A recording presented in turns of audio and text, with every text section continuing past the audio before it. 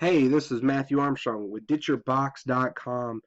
Be free, know truth, and keep it playful. I'm going to tell you right now, this is my 15-minute discourse on the U.S. political landscape and the presidential election for 2016.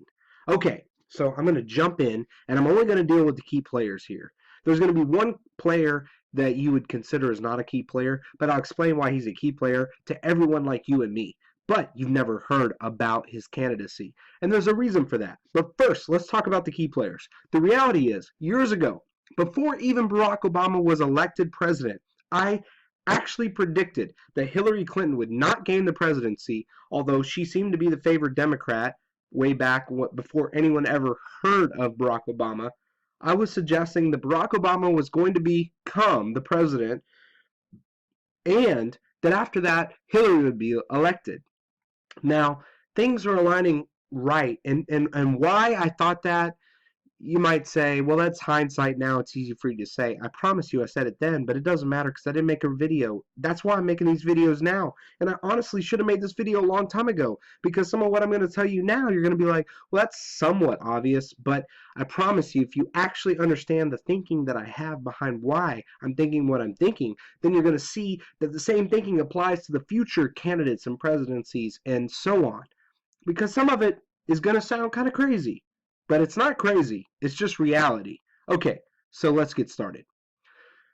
Hillary Clinton, Obama, all the main candidates on the Republican side, whether you talk about Jeb Bush, whether you talk about Donald Trump, or whether you talk about Marco Rubio, where you talk about Ted Cruz, they are all tied in to the mainstream establishment of what is considered the norm for American politics. Now you have to understand, American politics is like a puppet show. It's like two puppets that are going against each other. And you're always trying to blah, blah, blah, blah, and you're always blah, blah, blah, blah, and you're blah, blah, blah, and I disagree with you and I'm blah, blah, blah. Meanwhile, there's someone like me who controls both hands, both puppets, who's sitting in the background, who is playing the audience like children when you don't understand it's a puppet show. The presidents are puppets. Guys, wake the fuck up.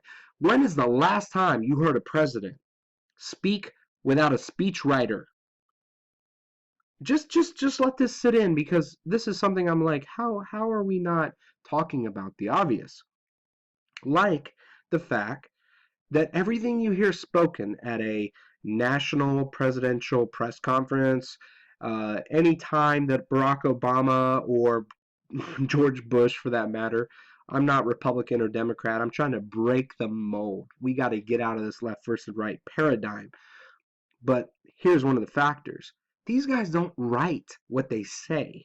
They have professional speech writers that don't consult them and say, Mr. Obama, President Obama, what is it that you want to convey? And I'll just fancy it up a little bit.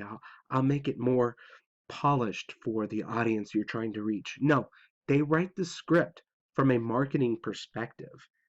And then the president or the politician who has such speechwriters is then given the opportunity to show his skill set at effectively giving a speech that wasn't his as though it was his. That, my friends, is acting. All these fuckers are actors. Okay, so let's move on. I can tell you right now, the reality is Hillary Clinton is so. Let's talk about the left and then we'll talk about the right. All right, so Hillary Clinton, if you have any sense of intelligence on the left, let's say you're leaning that way, let's say you're somebody who's a Democrat traditionally, let's say you're somebody who's a little conscientious of the fact that the Republicans seem fucking insane. Okay, well, then you're going to realize if you do a little bit of digging, not even very deep, it's all pretty obvious. Hillary Clinton is crazy as a candidate. Not only is she long term a Republican, that's somebody who plays both sides, that is actually actuality, they're not Republican or Democrat. They're convenient to whoever their bosses are. So, for example, she voted for the Iraq War. She supports all the infringements against our civil liberties. She supported the bailouts of Wall Street. On and on and on it goes, guys. She's not who you think she is. And even worse, she's even currently being investigated by the FBI. The fact that she could even be presented as a candidate when you know her history. I'm not talking about the surface history they show on CNN and Fox.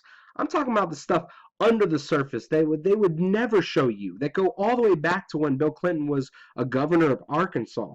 Their whole family, including Hillary Clinton, was involved in scams and situations that would make you think there's no way they would ever be able to be even considered as the president until they actually are. And then you're like, shit, we're fucked.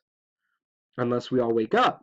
Okay, in comes Bernie Sanders. There's a lot of people on the left who are at least a little bit enlightened to Clinton. And some people are really enlightened. They're like, she basically supports the status quo. Okay, no, she doesn't basically. She fully supports the status quo. So Bernie Sanders, he's like, I'm the refreshing voice here. And granted, there's stuff I really like about Bernie. I dig the fact that he's against the banks. I dig the fact that he's against Wall Street. I dig the fact that he is bringing out those issues. However, he does it in a way that has some serious caveats that most people aren't thinking of on the left. For example, when he talks about giving away free shit, I don't care if you're talking about free education, free healthcare, free anything. There's no such thing as a free lunch. There's no such thing as free education. There's no such thing as free healthcare. It's got to be paid for, guys. Think about it. Think about if you made sandwiches for a living. And where we at? We're at 6:52. Okay. Think about if you made sandwiches for a living, and then I wanted to provide your sandwiches for free to someone else, and they just happen to be starving people. I mean, they deserve sandwiches. There's no other food around, let's just say. So I come to you and I say, hey, can you give me all your sandwiches for free? Those people are starving. Now, there might be a part of you that has some gratitude and some sense of social responsibility and even compassion. But there's also a part of you that goes, once I give out too many of these sandwiches, I ain't going to be in business, which means I'm going to end up like them. Poor, broke, asking for handouts. Okay, how do we pay for it? Guess what? So then instead of we say, no, Mr. Sandwich Maker, you ain't going to have to pay for it because we're going to make everybody else on your block pay for it. Now, well, that might seem like a morally responsible thing to do. Politics and morals don't mix, okay? Straight up. We need politics in order to restrain power and to set limits so that we can have a free society. But if you care about freedom, you have to have the freedom to be morally different than me. So you might say, I don't give a fuck about those people. They can fucking starve. And you know what? I might think it's reprehensible. I do. That's not the way I would think about it. But if that's really the position you took, I would respect that in the sense that for me to force you to give money, basically steal from you in order to feed people based on a moral virtue, that's self-contradictory. That is the basis of all self-contradictory moralism. And the reality is, you cannot do one thing that, now maybe in some small personal sense you could have a situation, but on a larger sense, on an institutional scale, you cannot steal from one person, give to another, because that's morally a good thing, while stealing is also morally a bad thing. It doesn't make any sense. So let's talk about the Republicans. Bernie Sanders. Wait. Not the Republicans. I got to say one more thing. So here's the deal with Bernie Sanders. He's designed to attract the voters that know better than to vote for Hillary, but they're left-leaning.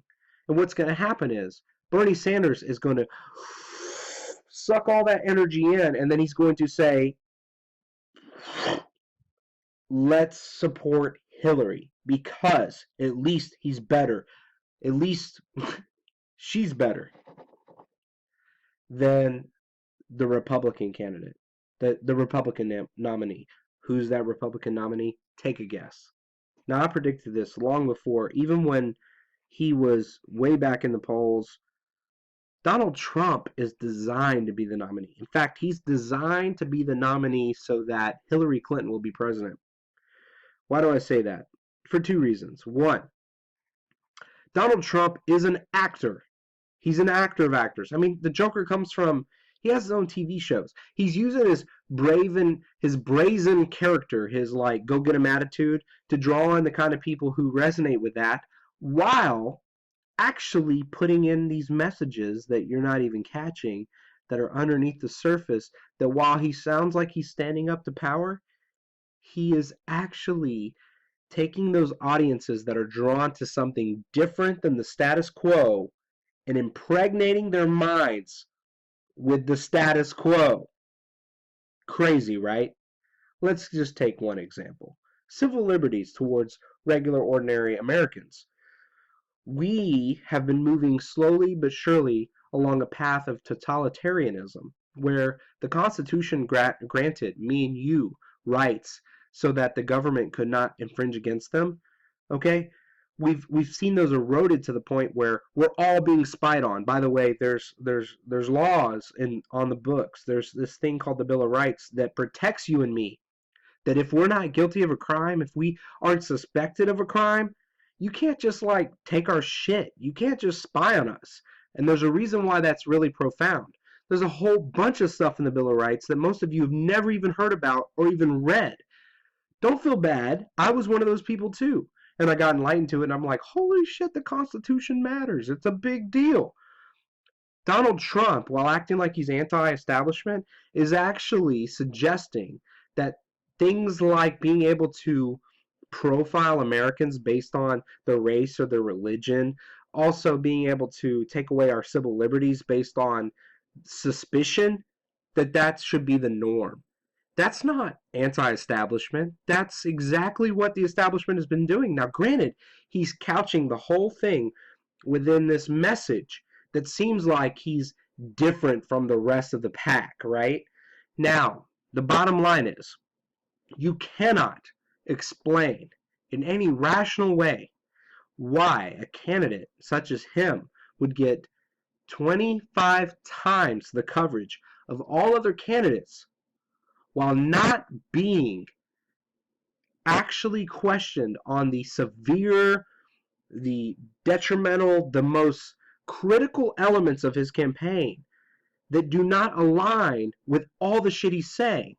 Whether it comes to business, by the way, he's gone through bankruptcy multiple times, whether it comes to his stances in his political messages, which have been betrayed by his past. He used to be a quote-unquote liberal progressive.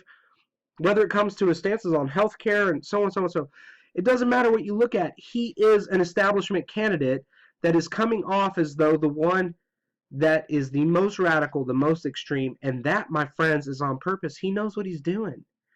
And I would tell you, he probably knows deep down he can't win the presidency, but he can give the best, worst candidacy. And that, my friends, is all you need to get elected as a president in the United States. You don't have to be the best. You just have to be against the best, worst candidates. So, for example, Donald Trump is going to win the nomination, and he is going to be the best at being the worst candidate, which will leave Bernie Sanders and Hillary Clinton on the same side, and Hillary will be elected President of the United States. And once again, the American public, those of you not awake, who are struggling to somehow interpret the news, I don't know why you would trust the mainstream media for anything, literally anything. I just don't. But for those of you that do, you are going to be stuck within the framework that they have devised long before we were ever discussing this.